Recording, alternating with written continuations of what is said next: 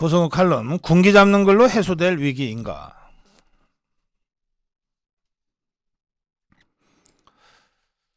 김기현이 이렇게 얘기했습니다. 4월 5일 재보궐선거를 치르면서 시도당 조직이 완전히 망가졌다. 이렇게는 다음 총선을 치를 수가 없다 이랬어요. 그러면서 수요일 날, 내일 모레입니다. 시도당 위원장 연석회의를 소집해서 총선 1년 앞두고 당 조직력이 심각히 와해된 상태를 노정한 데 대해서 시도당 위원장들을 질타할 것으로 알려졌습니다. 기강 잡기에 나서겠다는 건데 아마 김기현이 소집하니까 뭐 회의에 나오기는 나오겠지만 시도당 위원장들 참 얼처가 없을 겁니다. 자기들이 무슨 죄라고 김기현이한테 군기 잡히러 다녀야 됩니까? 이게 말이죠. 시도당 위원장 17개입니다. 17명인데 17명 시도당 위원장들 군기 잡아서 해소될 위기라면 걱정도 안 하겠습니다. 저 위기라고 떠들지도 않겠어요. 그리고 군기 잡을 것도 없어요. 그냥 다 교체하면 되지.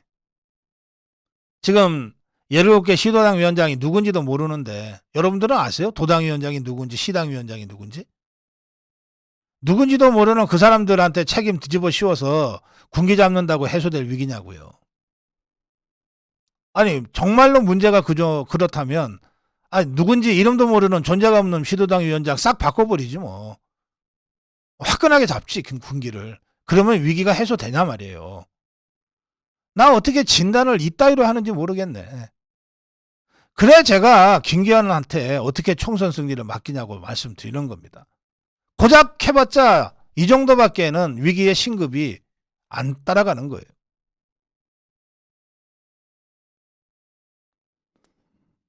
당 안팎에서는 당 지도부 쇄신이 먼저다. 그러지 않으면 총선에서 진다. 경고의 목소리가 잇따르고 있습니다. 그런데 이게 시도당 위원장 불러서 군기 잡겠다고 하는 발상은 김기현이가 전주을 유세 2번 갔다고 제가 말씀드렸잖아요. 그때 유세 현장에 참석자가 20명밖에 안 됐을 정도였다는 겁니다. 그래서 이거 도대체 시도당이 뭐 하고 있는 거야? 하고 아마 이 시도당 위원장들 불러서 닥달하려는 생각이 들었던 것 같아요. 참 그거. 김기현이가 다녀간 직후에 제가 전주을 후보 사무실에 가서 제가 인터뷰했습니다. 그때도 20명 넘게 있었는데. 그러니까 나 참 정말 답답하네.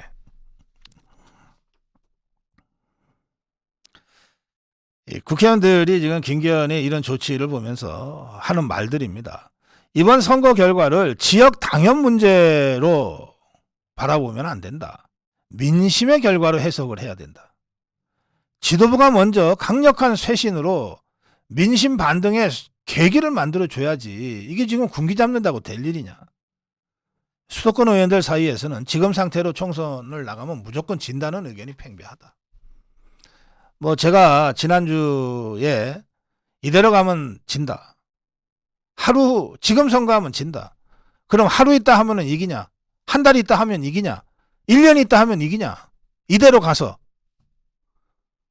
윤석열 빼고 다 바꿔야 된다. 윤석열 빼고 다 바꿔야 된다. 윤석열만이 유일한 상수다. 나머진 다 변수다. 윤석열 정부에서 김기현이가 당대표 해야만 되는 이유가 있냐? 김대기가 대통령실장 하고만 해야만 되는 이유가 있냐? 한덕수가 총리를 꼭 해야만 되는 이유가 있냐? 윤석열이 대통령을 해야 될 이유는 있다. 그것은 대통령은 국민이 선택한 것이고 그 임기가 5년이기 때문에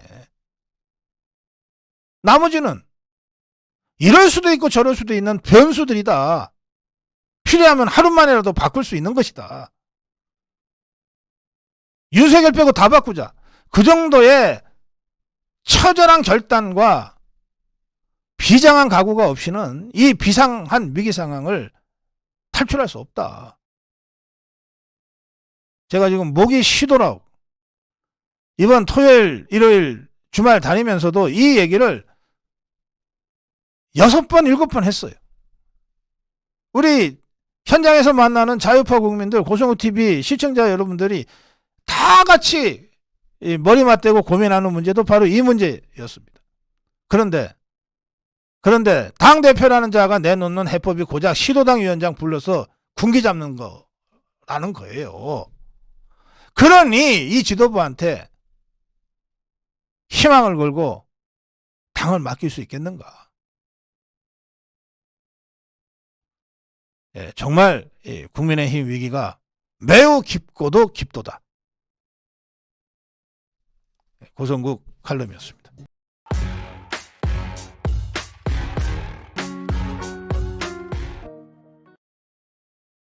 네, 고성국 칼럼입니다. 소극적 부정으로는 부족하다. 적극적 대안으로 나가야 한다. 무슨 얘기냐면요.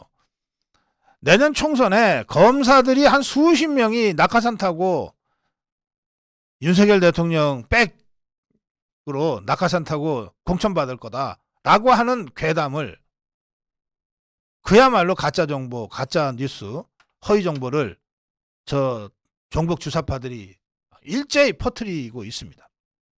그런데 이것들이 그동안도 검찰공화국이다 막 이렇게 프레임을 덮어 씌워 놓은 상태에서 윤석열 대통령이 자기가 믿을 만한 이 사람들은 검사들밖에 없는데 검사 수십 명을 낙하산 태워서 당선이 가능한 지역에 내려 꽂으려고 한다. 이런 식으로 허위정보 가짜뉴스를 막 퍼뜨리니까 뭘 잘 모르는 일반 국민들 입장에서는 듣고 보니 그럴 것 같기도 해. 이제 이렇게 여론이 자꾸 가고 있는 거예요. 그래서 이 문제와 관련해서 대통령실은 말할 것도 없고 국민의힘에서 말도 안 되는 괴담, 그럴 일 절대 없다. 이제 이렇게 조기 차단을 하고 나섰습니다. 자, 우선 김기현 대표가 나섰어요. 시중에 떠도는 괴담은 근거가 없다. 특정 직업 출신이 수십 명씩 대거 공천을 받는다는 것은 있을 수 없는 일이다. 그런 일은 당대표인 제가 용납하지 않겠다. 또 이 김기현이 나서기 전에 장제원 또 이철규 사무총장은 벌써 며칠 전에 대규모 검사 공천설에 선을 긋고 나섰습니다. 그런데도 이게 논란이 그치지 않고 더 확산되어 가니까 이제 김기현까지 나선 겁니다. 또 대통령실의 정무수석 이진복 수석은 어제 국회에서 기자들과 만나서 대통령실 인사들이 대거 총선에 출마하느냐 이런 질문에 비서실에서는 단 한 번도 그런 논의를 한 적이 없다 이랬습니다. 수십 명의 검사라고 얘기하지만 실제로 거론되고 있는 사람은 몇 명 안 돼요. 한동훈 장관, 주진우 법률비서관, 이시원 공직기강비서관, 이원모 인사비서관 정도입니다. 한 여당 의원은 어떤 사람은 이미 구체적인 출마 지역까지 거론되고 있는 상황이다. 그러니까 해당 지역의 현역 의원이나 당협위원장 입장에서는 신경이 안 쓰이는 것은 아니다. 뭐 이런 얘기를 합니다. 또 당내에서는 이런 말도 나옵니다. 검사 출신 인사들이라고 해서 피선거권을 우리가 제한할 수는 없지 않냐. 그런데 기왕에 나설 거라면 올 상반기쯤에, 그러니까 6월이니까 이제 다음 달 정도에 그냥 현직에서 사표 내고 저 이제 정치하겠습니다라고 하고 아예 공개적으로 뛰어드는 게 더 좋겠다. 그게 아니고 뭐 내년 초까지 현직에 있다가 갑자기 선거에 나간다고 공천받아서 낙하산 타고 진짜 내려오는 식으로 하면 오히려 그때 역풍이 훨씬 더 크게 불 수 있다. 그 후유증으로 당 전체가 위험해질 수 있으니 기왕에 출마할 결심이 섰으면 아예 한 5, 6월 정도에 사표 내고 정치판에 뛰어들어라. 한 몇 달이라도 지역구에서 뭐 활동을 하면서 공천에 도전하는 거가 지역 구민들 보기에도 좋지 않겠느냐. 뭐 차라리 이런 얘기를 하는 사람들도 있습니다. 자, 그런데 지금 제가 소개해드린 김기현 대표의 발언이나 이철규 사무총장 또 장제원 그리고 이진복 정무수석의 발언이나 이 보면 다들 그런가 없어 그거 괴담이야. 그럴 일 없어. 이거잖아요. 부정하는 수준에서 머물고 있는 거예요. 소극적 부정. 소극적 부정. 그런데 당내에 또 이런저런 국회의원들은 뭐 현실적으로 그럴 수 있지. 그럴 경우에 차라리 좀 일찍 출마해라. 이렇게 얘기하고 있으니까 이 사람들의 이 소극적 부정만으로 이런 이 좌파들의 정치 공세와 이 프레임 덮어씌우기가 원천 차단되거나 해소되는 것은 힘들지 않습니까? 그래서 저는 이거 맨날 이런 걸 코치를 하고 있어야 되니 참 저도 답답하네요. 소극적 부정으로는 안 된다. 소극적 부정으로는 부족하다. 적극적으로 대안 제시까지 가야만이 국민들이 맞아. 그렇겠네. 라가 된다. 그럼 제가 제시하는 이 적극적 대안은 어떤 거냐? 이거 꼭 그렇게 하자는 거 아닙니다. 예시하는 거예요. 저는 국회의원들은 이 국민을 대표하는 그 헌법기관들이기 때문에 각계각층의 국민들의 다양한 입장과 이해관계를 반영하는 그런 다양성이 잘 구현되는 국회 구성이 제일 바람직하다고 생각합니다. 다시 말씀드리면 특정 직종이 과대 대표되거나 또는 특정 직종이 과소 대표되는 것 어느 쪽도 다 바람직하지 않다는 거예요. 그렇다고 기계적으로 우리 인구를 직접으로 쫙 분류해가지고 농민이 100만 명이니까 국회의원은 3명이 나와야 돼. 이렇게 기계적으로 할 수는 없죠. 그렇지만 대체로 그런 정도의 어떤 흐름을 우리 국민의 다양성을 충분히 잘 반영할 수 있는 그런 공천의 원칙을 표방하고 견지해 나가기 위해서 노력할 수는 있는 겁니다. 또 그렇게 해야 마땅한 거예요. 그러면 과잉 대표되어 있는 부분에 대해서는 이걸 총량제 같은 걸 도입해서라도 우리가 줄이겠다고 주장할 수 있는 겁니다. 지금 국회의원 299명 중에 검찰 출신, 지금이요. 앞으로가 아니라 지금 검찰 출신의 국회의원들이 지나치게 많은 건 사실이에요. 과잉 대표되어 있어요. 여러 직종 중에 가장 과잉 대표되어 있는 것이 검찰 출신들일 겁니다. 그러면 저 같으면 이게 뭐 검사들이 우르르 낙하산 타고 내려온다더라라고 막 괴담이 유포될 때 내가 맡겠습니다 뭐 이렇게 해서 될 일이 아니고 좀 원론적으로 국회의원은 국민의 다양한 직종과 이해관계를 반영하는 이 국민대표가 되는 것이 바람직하므로 특정 직종의 그 지나치게 많은 과잉 대표는 우리가 최대한 자제하고 조정해 나가겠다. 그런 의미에서 법률가, 검사, 판사, 변호사, 이 법률가들은 우리 당 차원에서는 우리가 공천을 할 때 253명의 지역구 공천을 할 때 10% 이상 넘지 않도록 하겠다. 이렇게 총량제 수준으로 딱 제시를 하고 그걸 적극적 대안으로 알려나가면 이런 괴담들이 발붙일 자리가 없는 거예요. 역으로 우리는 그렇게 할 텐데 너넨 그렇게 할 자신 있냐? 이러고 공세를 취해야 되는 거예요. 검사 출신들이 더불어민주당에는 없는 것 같습니까? 많아요. 우리 국민의힘만큼 많아요. 제가 지금 숫자를 정확하게 카운트를 하지 못했는데 한번 해보세요. 많다고요. 그러면 저것들은 실제로는 검사들이 큰 소리 치고 있으면서 검사 출신들이 오히려 그 괴담을 우리한테 공격하잖아요. 그럼 이걸 아닙니다라고 맨날 방어하고 부정해서 될 일이 아니고 우리가 먼저 253명 중에 10% 25명 공천이라고 하는 게 적은 숫자가 아니란 말이에요.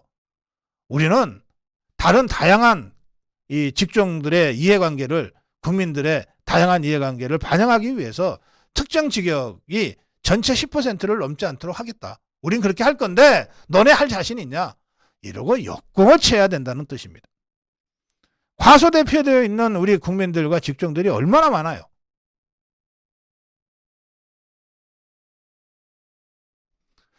국회는 입법을 하는 데인데 입법을 하려면 법률을 좀 알아야 되지 않습니까? 그거 접근 방법이 잘못됐어요. 입법이라고 하는 것은 법률적 지식을 갖추는 것이 좋지만 법률적 지식은 얼마든지 보완받을 수 있습니다. 국회에 입법 보좌를 할 수 있는 이 전문가들이 1000명이 넘습니다. 각 상임위마다 법률 전문가들이 다 전문위원으로 배치가 돼 있어요. 중요한 것은 법률 조문 하나하나를 따지는 그런 법률 전문성이 아니라 국민이 어떤 법을 원하는가라고 하는 민심을 알아내는 것이 실제로 국회의원으로서 정말 중요하게 해야 될 일이에요.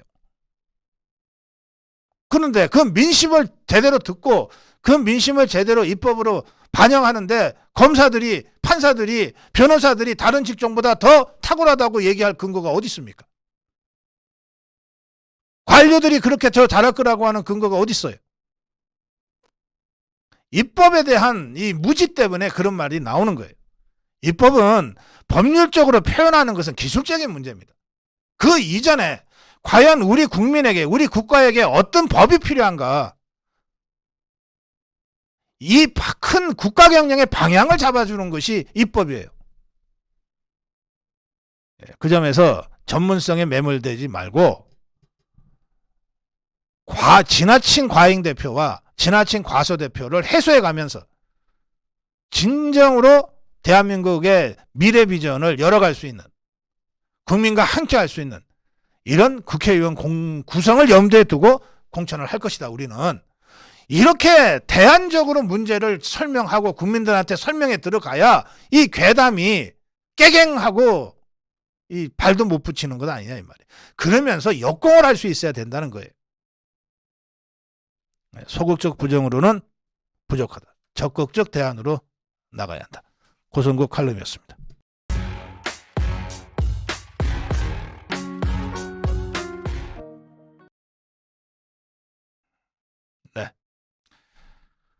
네. 고성국 칼럼 하겠습니다. 또 희생양 만들어 놓고 도망치려고 하나. 홍준표 시장이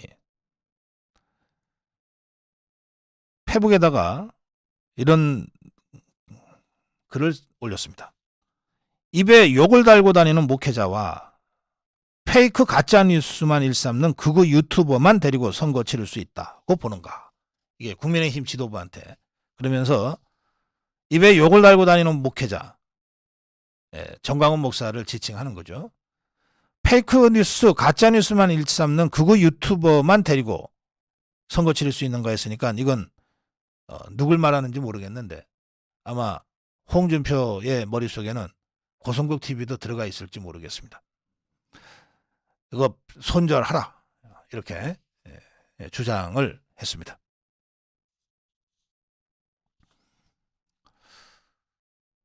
지금 국민의힘 내부에서는 전광훈 손절해야 된다고 하면서 그 전광훈 목사와 연계된 발언을 해서 설화를 일으킨, 이른바 설화를 일으킨 김재원을 지금 개인적으로 자숙하고 있는데 그게 아니라 윤리위에 넘겨서 징계해야 된다. 이런 주장들을 하고 나섰습니다. 당 핵심 관계자는 공석인 윤리위원장을 이르면 13일 내일 발표할 것인데 윤리위 제소는 당원 누구라도 할 수 있기 때문에 김재현 최고위원이 제소되면 지도부가 정식 징계 여부를 검토할 것이다. 또 다른 한 최고위원은 김재현 최고위원의 발언에 대해 이대로는 안 된다는 공감대가 당 지도부와 대통령실 전반에 있는 게 사실이다. 이랬습니다. 최고위원이 5명밖에 더 됩니까? 그런데 김재원이 자기 문제를 이렇게 얘기했을 리는 없으니 그럼 4명밖에 안 되잖아요. 4명이 누굽니까? 조수진이, 태영호, 김병민, 장예찬입니다. 넷 중에 한 사람이 이 얘기를 했거나 또는 넷 중에 2사람이 이런 얘기를 했거나 겠죠. 이게 오보가 아니라면, 이게 조선일보인데요. 그러면 여기에 아주 심각한 얘기가 있습니다. 김재원 발언이 이대로 안 된다는 공감대. 여기까지는 그렇게 생각하는 모양이다 할 수 있는데 당 지도부와 대통령실 전반에 있는 게 사실이다 이랬죠. 대통령실까지 끌어들였습니다.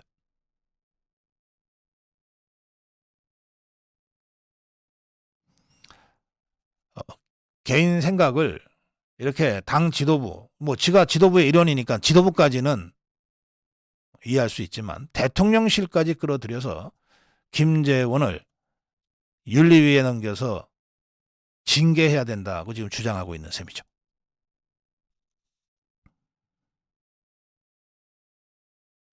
그런데 이제 김기현은 이게 지금 근신하고 있는데 일종의 징계인데 저는 이 근신이라는 징계가 당헌당규 어디에도 없기 때문에 이거 황당한 징계다 저는 이렇게 이미 지적한 바가 있습니다.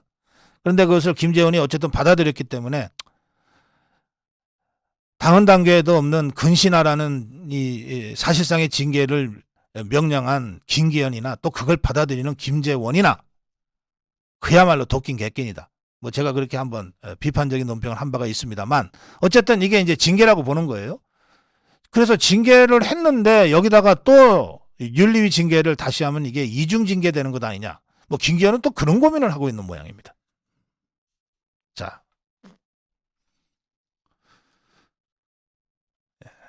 최근에 정광훈은 정치인들은 정광훈 목사의 통제를 받아라. 목표는 다음 총선에서 국민의힘 200석을 서포트하는 것이다.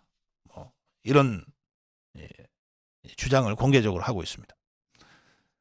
그래서 이 정광훈 목사와 뭐 얼마나 얽혀 있는지 모르겠는데 이 김재원을 징계함으로써 정광훈의 언행이 당에 부담이 되는 상황을 해소하고 극우 손절이라는 명시적 메시지를 발신해야 한다는 주장이 이어지고 있는 거죠. 그리고 이런 주장이 당원들 사이에서 들끓고 있어서 이렇게 되어 있습니다. 당원들 사이에 들끓고 있어서. 그러니까 이 자들은 정말 귀가 있는지 없는지 모르겠어요. 귀가 있는지 눈이 있는지 그냥 뜨고 다닌다고 눈인가 뚫려 있다고 귀인가. 지금 정광훈을 손절하라고 하는 이 목소리보다 아마 10배 100배 더 많은 목소리는 지금의 김기현 지도부로는 안 되겠다 이거 아닙니까. 이것들이 진짜 보는 눈이 있고 듣는 귀가 있다면 정광훈 손절 목소리보다 10배 100배 더 뜨겁고 거칠게 끌어오르고 있는 김기현으로는 안 되겠다는 목소리는 왜 못 듣는 겁니까.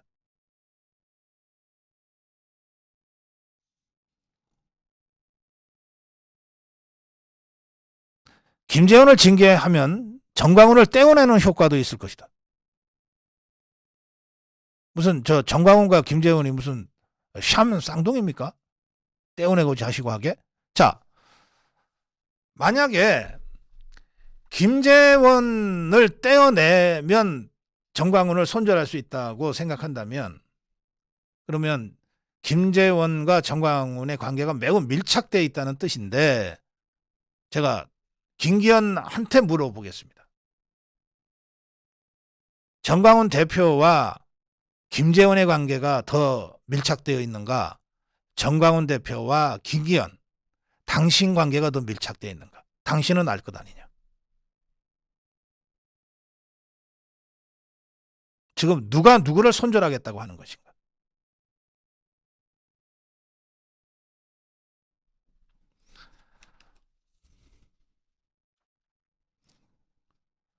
또 이런 말도 나옵니다. 2020년 총선 때 황교안과 정광훈 투샷이 중도층의 거부감을 부채질해서 총선 참패로 이어졌는데 그 전철을 밟아서는 안 된다.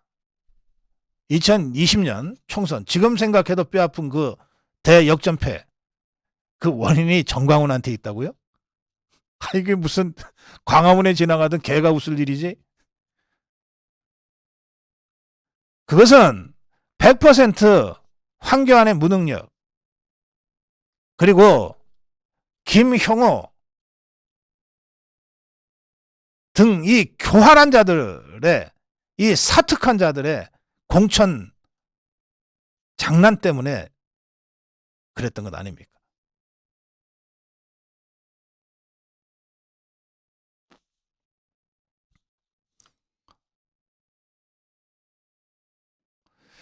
자, 저는 지금 상황을 보면서 국민의힘의 이 탄핵파, 지금 당을 이끌고 있는 이 무능한 자들이 지지율 떨어지고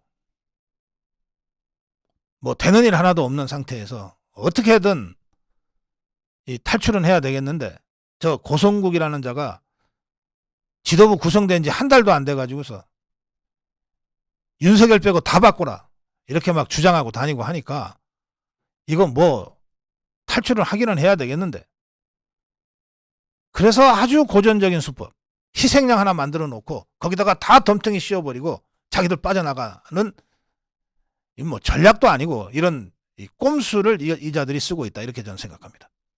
그래서 사실 정광훈 대표는 자유통일당 대표예요. 국민의힘 관계도 없어요. 그리고 바깥에서 도와주겠다는 겁니다. 진짜 급할 때 다들 달려가서 자유파 국민들 좀 동원 좀 해주세요 했던 바로 그 자들이 이제 지그들 급하게 되니까 자기들 어떻게든 살아남으려고 모든 죄악을 다 정광훈 대표한테 덮어씌우고, 그리고 김재원이가 정광훈하고 무슨 관계길래 그냥 그 정광훈 대표가 주도하는 예배에 나가서 한마디 한 것밖에 없는데 이걸 마치 무슨 정광훈의 아바타처럼 규정하고 정광훈을 치기 위해서 김재원을 징계해야 된다는 소리가 부끄럽지도 않게 이렇게 나오고 지금 상황이 이렇다는 거예요. 그래서 제가 이번에도 또 희생양 하나 만들어 놓고 도망치려고 하느냐. 2020년 총선 직후에 바로 나왔던 얘기입니다. 아스팔트 태극기 부대 때문에, 극우 유튜브 때문에 선거 졌다. 이것들이 그렇게 희생양 만들어 놓고 도망쳤지 않습니까? 책임 하나도 안 지고. 모든 권한을 다 행사했던 그 자들이 책임 하나 안 지고 도망갔다가 다시 들어와서 당권 잡고 있지 않습니까?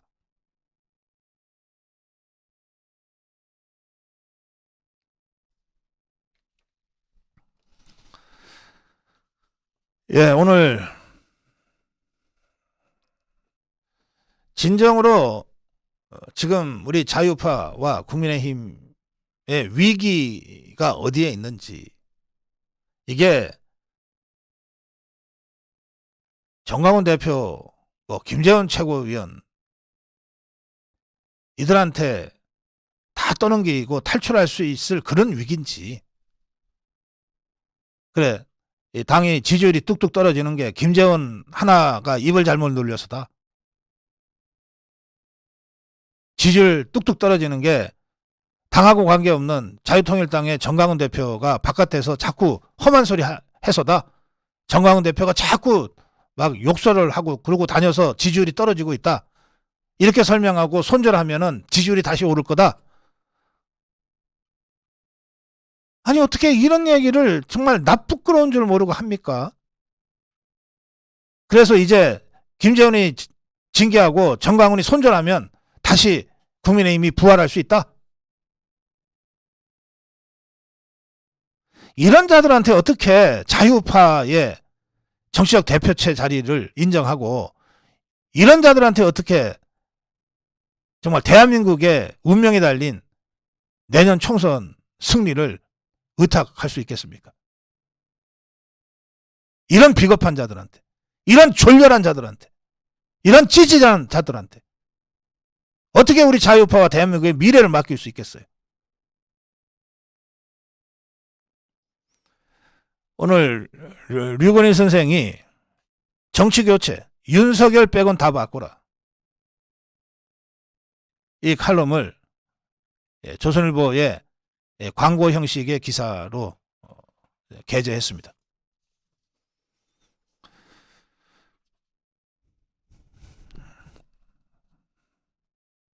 함께 생각 좀 해보시죠. 국민의힘 지지율이 예상대로 대폭 떨어졌다. 왜 떨어졌을까? 정광훈 때문에? 김재원 때문에? 극우 유튜브 때문에? 태극기 세력 때문에? 아니다. 국민의힘 지지율이 왜 떨어졌을까?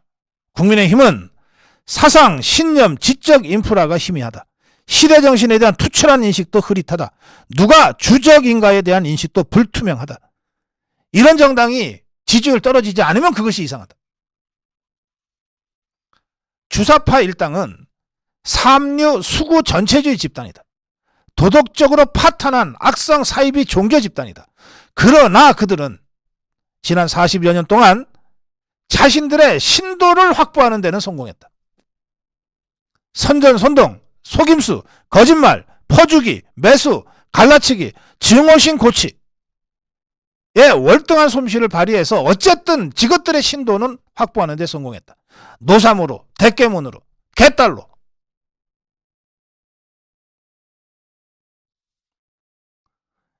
이 주사파, 종북 주사파 좌파들에 비해서 국민의힘은 그야말로 연체동물이다. 제대로 서지도 못한다. 뼈가 없어서. 윤석열 대통령은 얼마 전에 정치교체를 제시했다. 정치교체는 국민의힘 주력을 교체하고 당풍을 쇄신하고 공천의 대대적인 물갈이를 통해서 완전히 당을 새롭게 만들 때 가능하다. 이 작업을 이끌 선두의 드림팀이 등장해야 한다.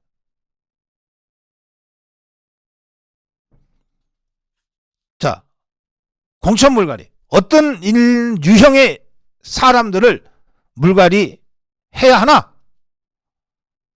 운동권의 컴플렉스를 가진 자들 물갈이해야 한다. 운동권의 컴플렉스 가진 자들을 물갈이해야 한다. 좌파 앞에만 서면 꼬랑지 내리고 자가만 지는 이런 자유파를 무슨 자유파라고 할 수 있는가?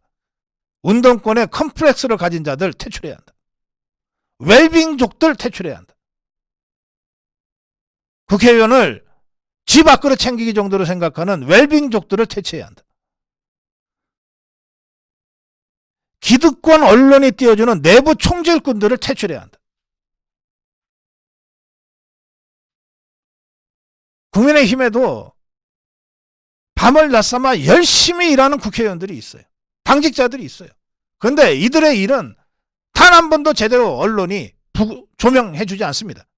대신에 입만 갖고 다니는 자들, 홍준표가 한마디 했다고 기사가 되고 이준석이가 한마디 했다고 기사가 되고 여전히 이런저런 언론에 불려다니고 이런 기득권 언론이 띄워주는 내부 총질꾼들을 퇴출해야 한다.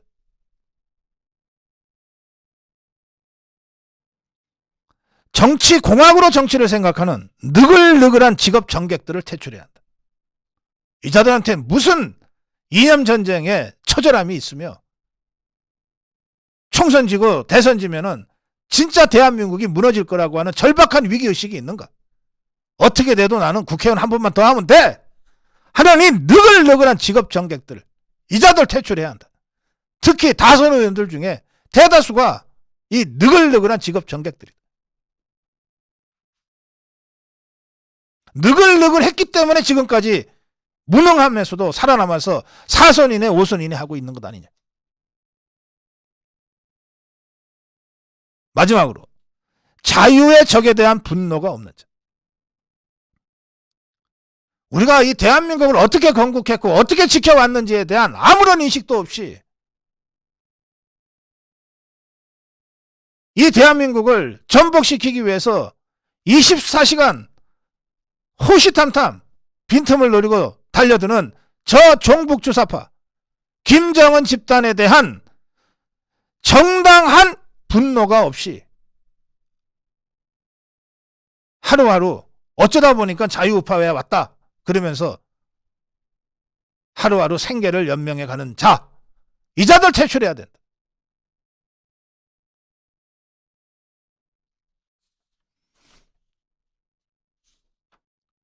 이들을 퇴출하고 나서 그 빈자리에 어떤 사람들을 그럼 발탁해야 하는가?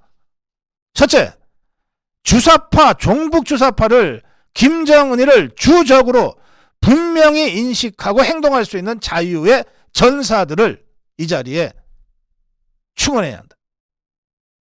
둘째, 저 뻔뻔하고 교활한 사특한 종북 주사파들의 억지와 궤변과 거짓과 교활과 뻔뻔함을 한두 마디의 촌철살인으로 KO시킬 수 있는 신진기회들과 중견정예들을 발탁해서 뽑아 올려야 한다.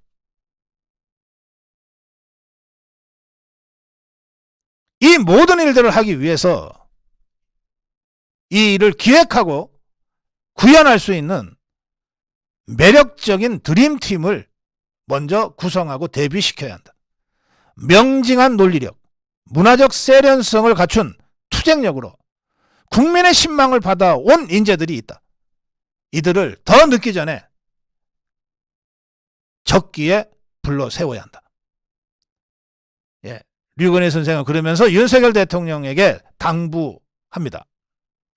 살려고 하는 자는 죽을 것이고 죽으려고 하는 자는 살 것이다. 기득권 매체들의 여론몰이와 자기 정치에는 눈길도 주지 말고 오직 역사와 대화하며 고독한 결단을 내려가길. 예, 오늘 고성욱 칼럼 고작 전광훈, 김재원이를 희생양으로 삼아서 우파 유튜브 몇 개를 희생양으로 삼아서 태극기 세력을 희생양으로 삼아서 지금의 위기를 모면하고 잔명을 연장하려고 하는 이 국민의힘 더 이상 용납할 수 없다. 윤석열 빼고 다 바꾸라. 네, 고성국 칼럼이었습니다.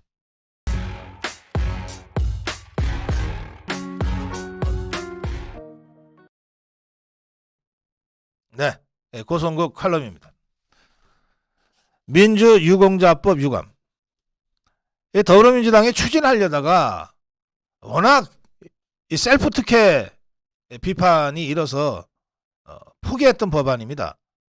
민주유공자법.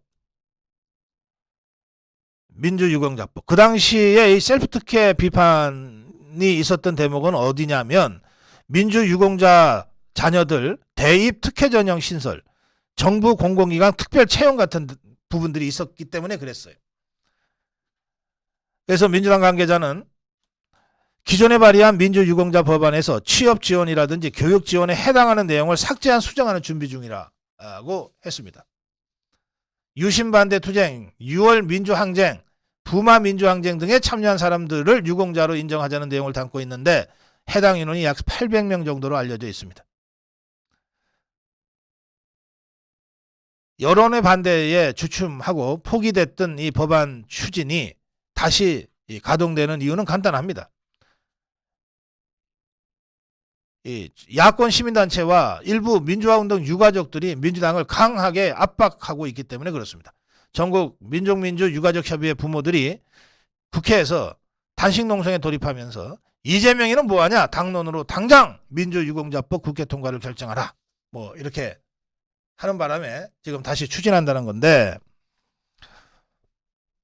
유신 반대 투쟁, 6월 민주항쟁, 부마 민주항쟁. 유신 반대 투쟁은 1972년에 유신이 단행된 이후 전국의 대학가에서 수년 동안 전개됐던 학생운동과 지식인운동의 그 민주화운동이고, 그 다음에 79년에 부산 마산 민주항쟁, 이것으로 박정희 정권이 무너지는 계기가 됐고, 그리고 87년 6월 민주항쟁으로 전두환 정권의 4.13 호원 조치가 무력화되면서 이제 민주주의 이행이 본격적으로 시작됐던 이 세계의 역사적 사건입니다. 저는 이 유신 때 대학을 다녔고, 뭐 여러 차례 제가 그냥 농담처럼 얘기했습니다만, 대모 잘하는 대학 어디냐? 묻지도 따지지도 않고 제가 그래서 고려대학교 정외과를 갔고 들어가서 공부는 처음부터 생각이 없이 데모하려고 갔으니까 열심히 데모만 했습니다. 제가 이렇게 말씀드린 바가 있으니 유신 반대 투쟁의 민주화운동 유공자에 아마 제가 속하게 될 겁니다. 부산 마산 민주항쟁은 제가 대학교 4학년 때 벌어졌던 일이고요. 그리고 6월 민주항쟁 때는 저는 전두환 정권의 이 호원 조치에 반대해서 민주화운동을 하다가 2년간 감옥살이를 하고 있던 중이었습니다. 이 세 역사적 사건에 제가 다 해당되기도 하고 당사자이기도 한데, 그래서 제가 이렇게 말씀드립니다. 저는 70년대 80년대에 자유민주주의의 회복을 위해서 학생운동을 하고 지식인운동을 했지만 단 한 번도 이것으로 뭘 보상을 받거나 배상을 받으려고 하는 생각을 한 적이 없습니다. 또 민주화운동을 함께했던 많은 우리 선배 동료들도 그것이 무슨 배상을 받고 돈을 받을 일이냐. 내 평생 자부심 하나로 가지고 가면 되지. 그래서 김대중 때 만들어졌던 민주화 유공자 무슨 보상법 이런데 아예 신청도 하지 않은 이런 훌륭한 선배들도 계십니다.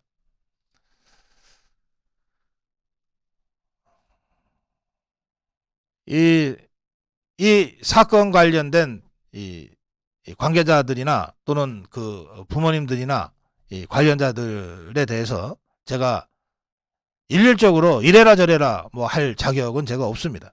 그러나 제가 이건 논평이 아니고 제 고성국의 그 현재 심정을 말씀드리는 것인데요. 다른 사람들이 어떻게 하건 저는 제 20대 30대를 보냈던 이 시기에 있었던 이런 일들과 관련해서, 그리고 제가 행동했던 것과 관련해서 제가 평생 자부심을 갖고 있었고 그것으로 충분하다. 여기에 뭐가 더 붙어야 되느냐. 여기에 뭐가 더 붙어서 예우를 받아야 되고 배상을 받아야 되고 보상을 받아야 되고 무슨 놈의 특혜를 받아야 되느냐. 저는 제 20대 30대에 이 비록 힘들고 고통스러웠던 시기지만 지금은 찬란한 기억으로 남아있는 이 시기를 무슨 의전이라든지 예우라든지 또는 돈 몇 푼의 배상으로 절대 바꾸고 싶지 않다. 이렇게 저는 생각하고 있습니다. 제 생각을 이 관계자들한테 강요할 생각은 없습니다만 이런 사람도 있다는 것 한 번쯤은 생각하면서 법을 추인하든지 말든지 하시기 바랍니다. 고성국 칼럼이었습니다.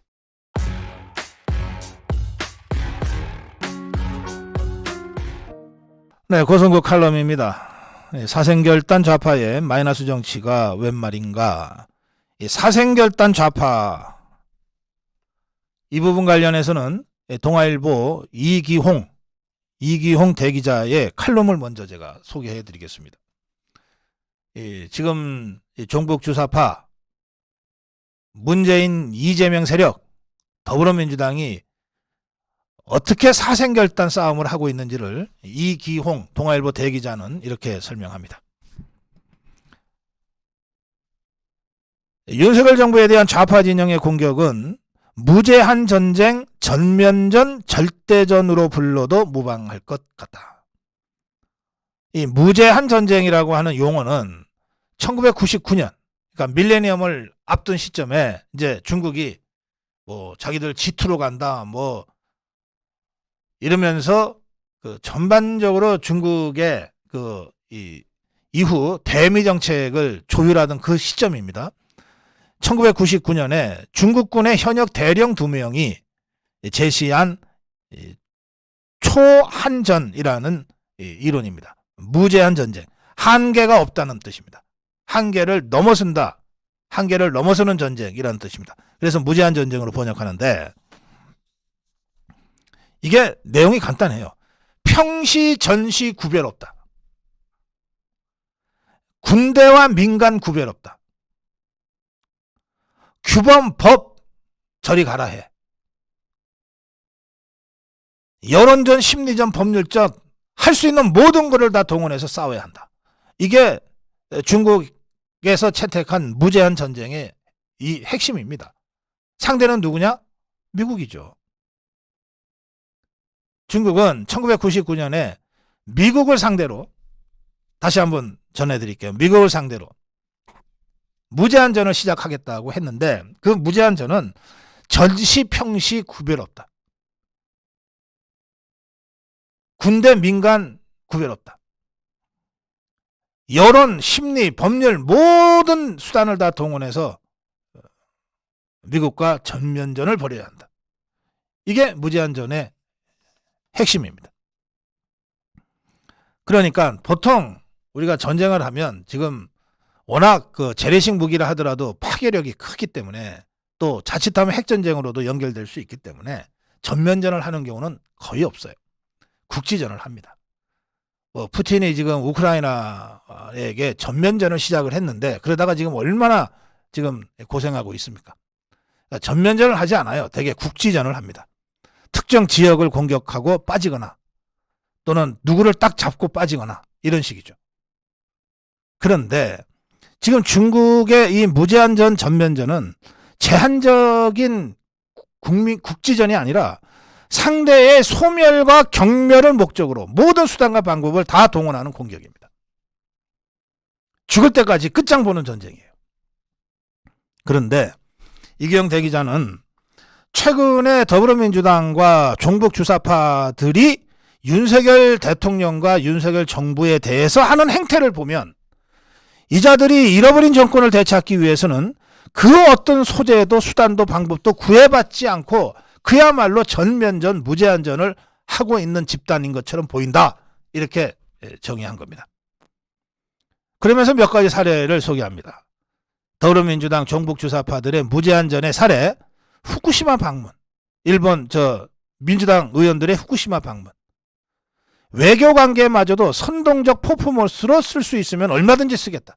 수단과 방법을 가리지 않는다. 아주 전형적인 사례라는 거예요. 양곡관리법, 간호법, 자기들한테 표를 줄 것이라고 확실하게 표를 줄 거라고 생각하는 농민들이나 간호사, 이들을 표를 모으기 위해서라면 입법 폭주 얼마든지 할 수 있다.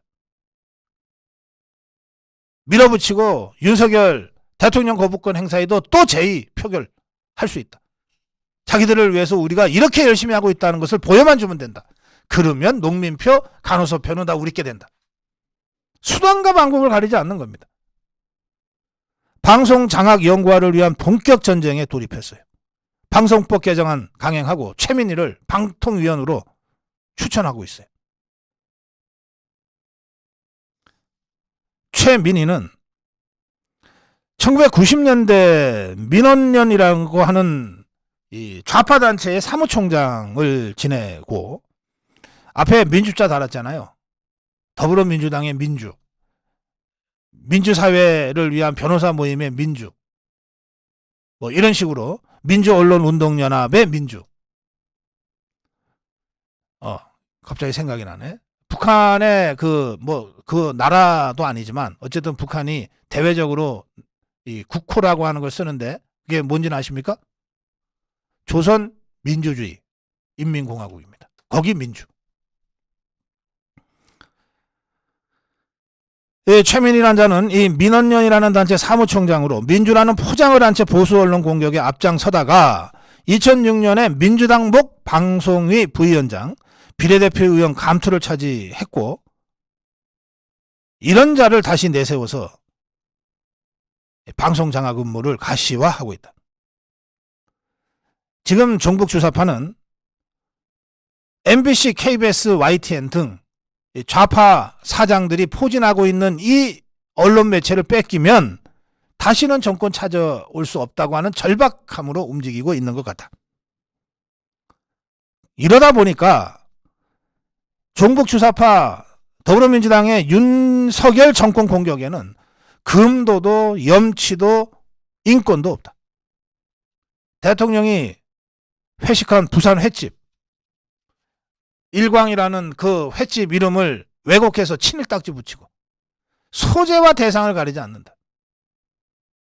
내용이 팩트인지도 별로 중요하지 않다. 제3세계 게릴라전, 정글, 도심, 시장, 때와 장소를 가리지 않듯이 이 종북 주사파들은 삼라만상 모두를 공격 소재로 삼으려고 하고 있다. 과거에 김대중 노무현 때까지만 해도 금도라고 하는 게 어느 정도는 있었다. 국익, 인권, 금도, 상식, 염치. 문재인 좌파 정권 들어서서 이런 것들이 싹 없어졌다. 종북 주사파들한테 김정은이의 지시와 지령을 받고 움직이는 간첩단한테 국익이 뭐고 인권이 뭐고 금도가 뭐고 상식이 뭐고 염치가 무엇이겠는가. 이렇게 문재인 좌파 정권하에서 종북 주사파 정권하에서 김대중 노무현과는 다르게 이렇게 변질돼 버리고 천박해져 버린 이유가 무엇인가. 그것은 김대중 노무현 10년 해보니까 권력의 단맛이 어떤 건지 알게 됐고, 또 노무현 때 잘못하는 바람에 정권 뺏겨서 이명박 박근혜 정권 9년 동안 굶어보니까 너무너무 허기가 져서, 그래서 문재인 정권을 어떻게든 세워놨는데, 그리고 30년 50년 헤쳐먹겠다고 했는데 이게 5년 만에 그냥 정권을 상실해버렸으니, 빼앗겨버렸으니 그 상실감, 그 박탈감이 오죽하겠느냐. 그래서 이자들은 마지막 보루인 입법부는 절대 놓쳐서는 안 된다. 그것 때문에 내년 총선 승리를 위해서라면 무슨 짓이든지 할 것이고, 2027년 대선을 위해서라면 무슨 짓이든지 할, 거의 정상적이지 않은 이런 집단 심리에 매몰되어 있다고 본다. 이런 뜻입니다. 자, 그런데 이 이규영 대기자가 얘기하려고 하는 것은 지금부터입니다. 자, 이런 좌파를 상대로 하고 있는데, 이런 종북 주사파, 이런 문재인, 이재명 세력을 상대로 지금 하고 있는데, 그런데 과연 보수 우파 지휘부는 이 전쟁의 성격을 제대로 이해하고는 있는 것인가? 저 좌파들의 그 처절함과 절박함을 10분의 1이라도 정확하게 인식하고 대응하고 있는 것인가? 예를 들어서 횟집 논란. 좌파들의 저 가증스러운 행태에 분노하지만 동시에 굳이 횟집에서 밥 먹고 나올 때 그렇게 도열하면서까지 사진 한 장 찍히고 어떻게 공격받을지 뻔히 예상이 되는데, 그렇게 도열 인사까지 해서 공격 빌미를 제공하는 그 무신경과 정치적 해이함에 혀를 차지 않을 수 없다. 뭐 사소한 일이지만 중요한 것은 저 좌파들이 저렇게 수단과 방법을 가리지 않고 이걸 공격을 해야 될 때, 그리고 저들의 공격이 감성적으로 국민들의 마음을 흔들 수도 있을 때, 그때 정말 매사에 전쟁하는 심정으로 이 모든 것들을 사전에 또 사후에 대비하고 점검해야 되는 것 아닌가. 윤석열 대통령은 태평성시의 대통령이 아니다. 역대 보수 대통령들이 상대했던 것보다 훨씬 더 극렬하고 전투력 강한 좌파 공격수들이 무제한 전쟁을 지금 걸어온 상태다. 윤석열 대통령은 개혁과 국가 정상화의 큰 방향은 옳게 잡아가고 있다. 하지만 늘 그렇듯이 총론에서 맞고 강론에서 틀릴 수 있다. 추진 과정에서 국민과의 소통이라는 점에서는 낙제점밖에 줄 수가 없다. 절박함이 부족하고 상황을 겸손하게 보지 않기 때문이다. 빗발치는 화살 속을 달리는 말 위의 지휘관처럼 한순간도 신중함과 절제심을 잃어서는 안 된다. 이게 이규영 대기자의 결론입니다. 자, 사생결단 좌파에 대해서 이게 어떤 의미인지는 제가 이규영 대기자의 칼럼을 통해서 제가 설명을 드렸습니다. 자, 이 칼럼의 뒷부분, 마이너스 정치가 웬 말인가? 자, 보십시오. 좌파들이 이렇게 처절하고 절박하게 달려드는데, 그러면 이 좌파들한테는 예전에 자기들과 어떻게 했는지는 아무 관계가 없어요. 오로지 지금 윤석열 대통령을 공격할 수만 있다면, 흠집 낼 수만 있다면, 저 자유파를 발목을 잡을 수만 있다면 누구든 좋다. 그야말로 총공격의 통일전선 전술을 구사하고 있는 겁니다. 아니, 이것들도 사람이라면 이재명이가 저게 범죄자라고 하는 걸 모르겠어요? 곧 감옥 갈 거라고 하는 거를 짐작 못 하겠어요? 그렇지만 덮어두는 거예요. 반 이재명, 비 이재명 파가 요즘 이재명 공격하는 거 보셨습니까?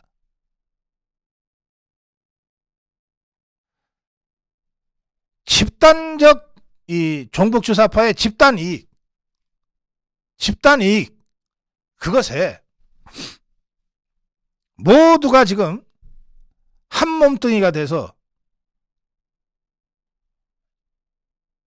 윤석열 대통령 공격, 자유파 공격에 매진하고 있는 거예요. 지금 상황이 그렇습니다. 그러면 우리는 어떻게 해야 될 것인가? 저 종북 주사파들, 문재인, 이재명 세력 곧 싸울 것 같고 곧 깨어질 것 같고 곧 헤어질 것 같아도 절대 마이너스 정치 안 합니다. 절박하니까 마이너스 정치 할 수가 없어요. 자칫 잘못하다가 내년 총선에서 정말 소수 정파로 전락하는 순간 자기들이 5년간 그렇게 공을 쌓아서 입법해 놓은 거 전부 다 무너지니까.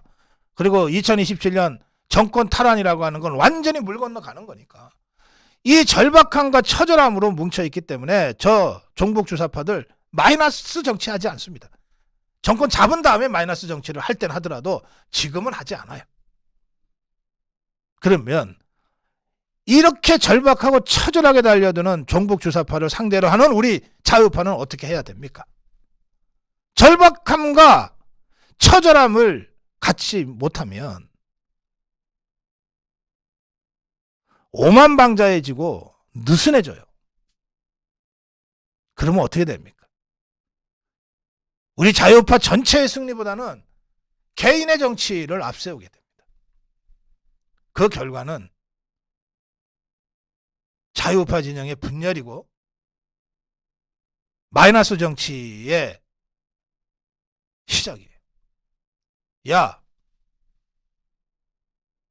정광훈이가 뭔데 우리 당을 통제한다 그래, 좌지우지한다 그래. 야, 손절해.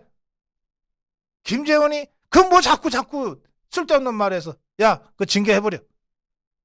태극기 세력? 야, 무슨 태극기 세력이 무슨 표가 된다 그래. 그거 극우 아니야? 잘라. 유튜브? 맨날 무슨 저 바깥에서 우리 공격이나 하고 비판이나 하고 야 유튜브 극우 유튜브들 다 우리랑 관계없다고 정리해. 박근혜 대통령? 아니 언제적 박근혜야? 무슨 표가 있다 그래? 야, 찾아갈 거 없어. 잘라버려. 이런 식의 마이너스 정치를 지금 이자들이 하고 있는 거예요. 국민의힘 김기현 지도부가 지금 그 마이너스 정치를 하고 있는 거라고. 실제로 우리가 문재인 종북 주사파들과 정말 목숨을 걸고 싸울 때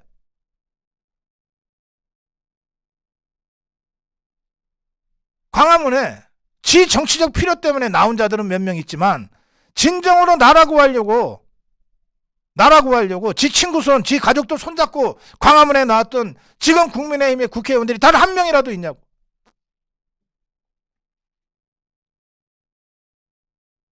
그 정광훈 목사와 사랑제일교회 교민들이, 신도들이 100여일 넘게 그 차디찬 엄동설 안에 청와대 앞 아스팔트 위에서 광야교회를 하면서 좌파 종북 주사파들과 투쟁할 때 거기에 단 하루만이라도 같이 거적대기 피고 밤샘 투쟁했던 자가 단 하나라도 있냐고, 지금 국민의힘의 국회의원들 중에.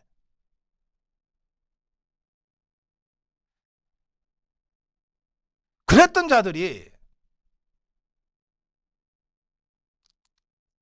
염치도 모르고 겸손도 모르고 지그들이 잘나서 지그들 힘으로 정권 교체한 것처럼 오만방자하게 정광훈 손절해, 김재원 징계해, 유튜브 차단해, 박근혜 세력 웃기는 소리 마, 태극기 더 이상 우리 근처에 오지도 못하게 해, 이 짓들을 하고 있다 이 말이에요.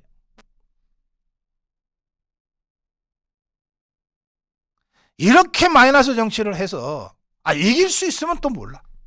좋아요. 내가 쫓겨나더라도 그렇게라도 해서 국민의힘이 총선에서 이기고 대선에서 정권 재창출을 할 수만 있다면 내가 쫓겨나 주겠어요. 이길 수 있냐고. 가장 확실한 고정지지층 10% 15% 잘라내고서 이길 수 있냐 말이야.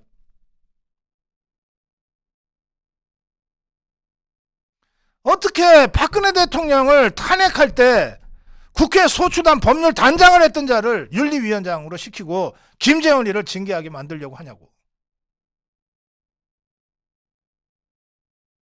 태극기 집회에 제대로 얼굴 한번 보이지 않았던 자들이 어떻게 태극기 집회 별거 아니다, 광화문 별거 아니다, 정광훈 손절해, 유튜브 손절해 할 수 있냐 말이야.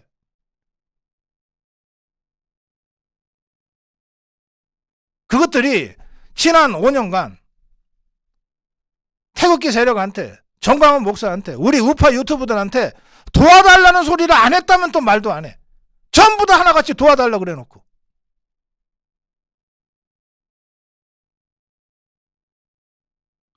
플러스 정치를 해도 모자랄 판에 어떻게 이렇게 자해적인 마이너스 정치를 지금 하고 있냐 말이야. 하겠다는 것도 아니야. 이미 하고 있잖아.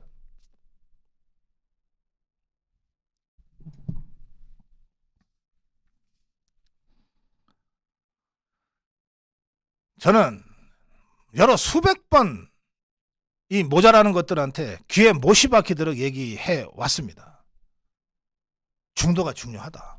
중도가 중요하다. 그런데 그보다 더 중요한 것은 우리 자유우파 본대의 대통합 전열을 정비하는 것이다.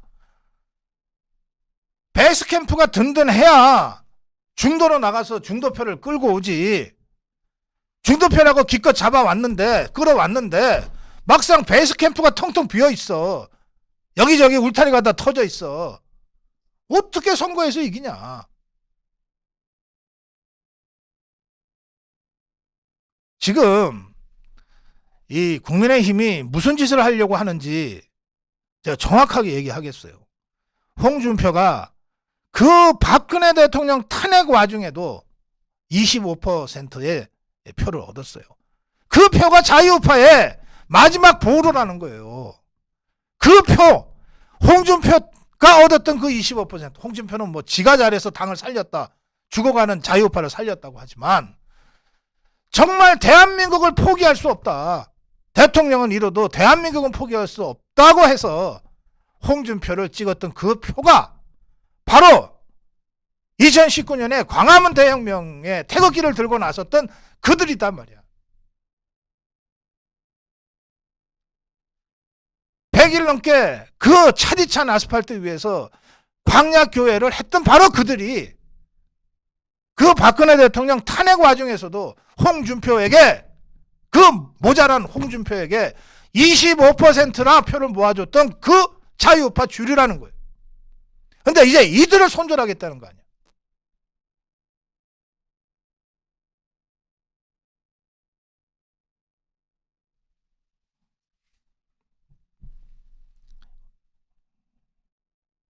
선거 이기고 싶죠. 윤석열 대통령, 국민의힘 지도부 선거 이기고 싶죠. 이깁시다. 이기려면 자유우파의 베이스 캠프를 먼저 든든하게 쳐야 됩니다. 어떤 경우에도 흔들리지 않는 35%의 대한민국 주류를 다 함께 해야 돼요. 먼저.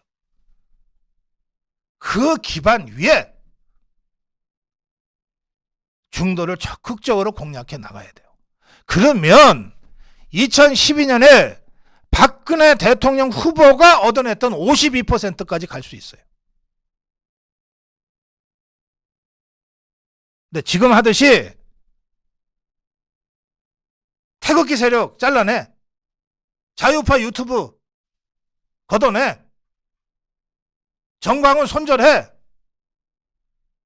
박근혜 세력 근처도 못 오게 해. 이러면 베이스 캠프가 무너져 버리는데 무슨 중도표가 그걸 보고 오냐고. 질 것이 뻔한 세력에 왜 중도표가 표를 주냐고.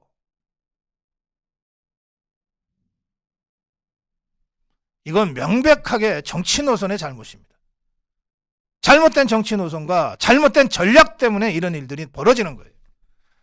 아무 생각 없고 개념 없는, 오로지 내년 선거에 국회의원 한 번 더 될 것밖에는 관심이 없는, 그렇게 해서 사선호선 됐던 이 중진 최고위원들한테서 무슨 전략이 나오고 무슨 승리의 비전이 나오냐고.